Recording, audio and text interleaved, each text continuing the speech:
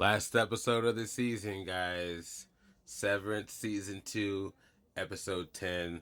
Let's talk about it. Spoilers. Spoilers. About an hour and a half long. Yes, this last episode's a doozy. But it doesn't feel like it's that long. It blows by fairly quickly. We open up to Mark S. basically having a conversation with himself through a camcorder. It's genius. The Innie and Audi both record their responses to each other and they watch and repeat. And as it turns out, they might have differing ideas about what the end goal actually is. They both want to stop Lumen, but they also both value their lives and their loved ones, as you would think. It makes sense. As a viewer, I'm fully engaged in Mark getting back with his wife Gemma. I've been hoping and praying and waiting for that pretty much the whole second season. But any Mark's loins are a calling, you know what I mean? F that noise. I want me some heli. Yeah, they're fighting for their women. Very fascinating dynamic, I think. Because which one does take priority? Is it your wife of 4 years, or is it the woman that you've only ever really known and been romantic with? And there's so much attached to either of them as well. Both have so much that they could lose, and ultimately they don't really have a choice in the matter because Lumen is Lumen. Lumen is pulling the strings. They want that Cold Harbor file finished. You know, whatever happens afterwards is not going to be good. They cannot just do nothing. So what do? They do everything. I'm just going to jump right to the end for this because I have more thoughts here. But basically, he rescues his wife, gets her out onto the upper floor, and they do like a cool teamwork thing where his Innie goes down, Audi gets her out, Audi goes up with wife and Audi become Miss Casey and Innie again. Innie gets Miss Casey out and becomes the wife again. Wow. And Innie Mark's like, you know what? I want me some heli, man. He just totally ditches Audi's wife for the Lumen hallways. Note the symbolism there. Yes, it is not lost on me. I see her down that red hallway, knowing that she is indeed Helena Egan. What is going to happen next? We don't know. That is pretty much how they ended. We could talk about this guy. I don't want to. I'll just say I don't like him. He's a good bad guy. I will give him that. Crazy. We could talk about this guy too.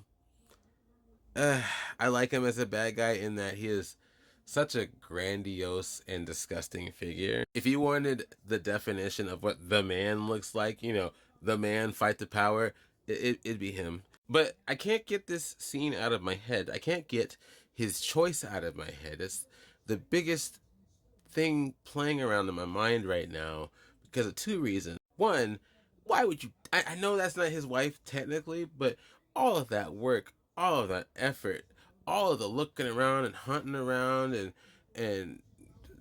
Innie and Audi Mark just going through so much turmoil and tribulation, and ultimately he just ditches all that. He's like, Helly. I'm mad at Innie Mark. I'm actually upset with him. That's good writing right there, guys. That's really good.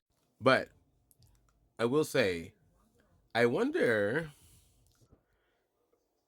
how much this is going to bite him in the butt. I feel like this is going to bite him in the butt, choosing her.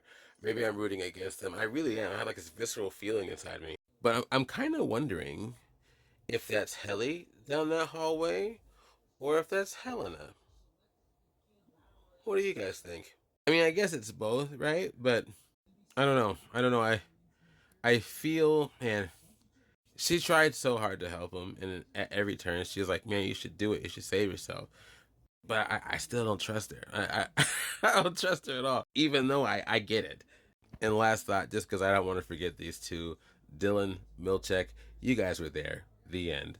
I kid. I I like Dylan. I think I think overall, I'm kind of curious to see where Dylan goes. He's one of the only inconsequential characters left. I like his side story, sure, but ultimately, with the whole Mark Helly Gemma thing going on,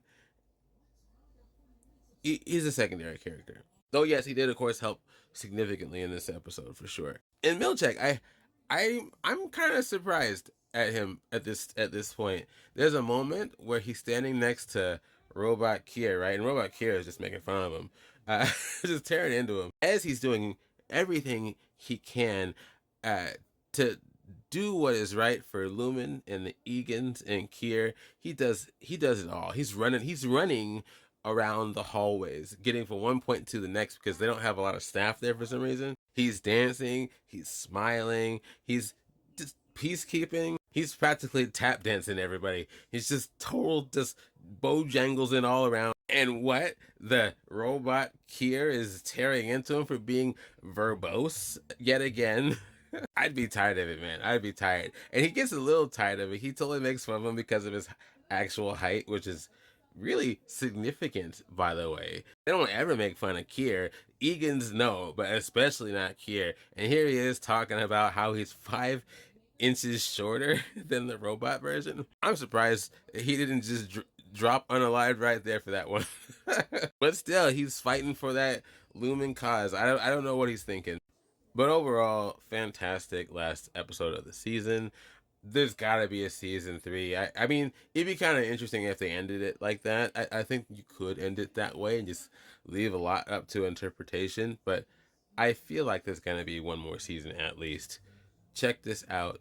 Let me know what you think. And I'll talk to you later.